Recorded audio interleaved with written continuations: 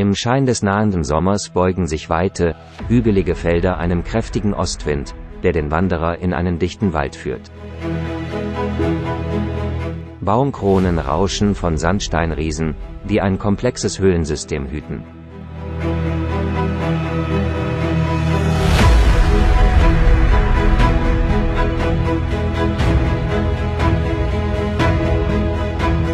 Ob in Tunneln, Felsspalten oder Höhlen, die Dunkelheit bewahrt in all ihren Formen uralte Erinnerungen an eine rätselhafte Vergangenheit.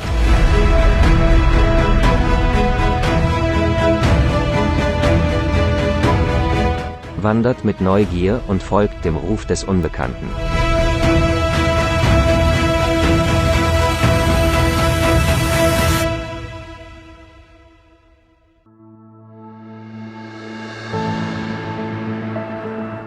Marmaleen setzt sich aus zwei Wörtern zusammen. Marmar, der Name des Flusses, der in der Nähe fließt, und Lei, ein archaischer Begriff für Fels.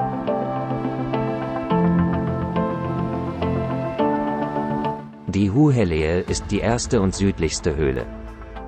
Obwohl die Höhle natürlichen Ursprungs ist, wurde stark vom Menschen beeinflusst und hat bedeutende strukturelle Veränderungen erfahren.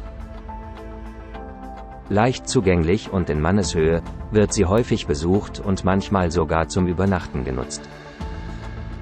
Der vordere Teil besteht aus einem großen Saal mit zwei offenen Eingängen.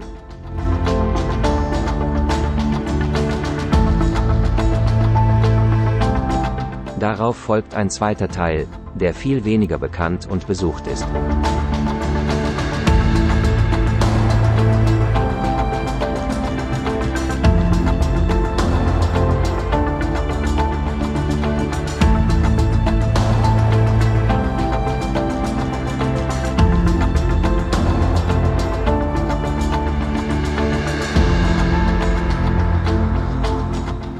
Es handelt sich um eine imposante Klufthöhle, die sich nach unten erstreckt und der Höhle eine Tiefe von etwa 20 Metern verleiht.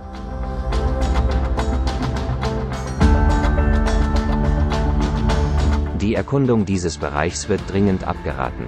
Obwohl es möglich ist, ihn ohne den Einsatz eines Seils und spezieller Höhlenausrüstung zu erkunden, besteht ein ziemlich hohes Risiko von herabfallenden Felsbrocken.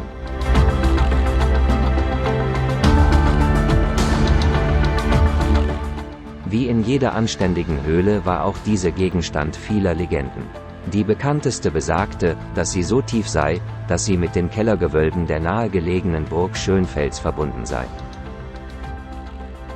Die Legenden beiseite lassend, scheint es tatsächlich eine Verbindung zwischen der Burg und den nahegelegenen Höhlen zu geben.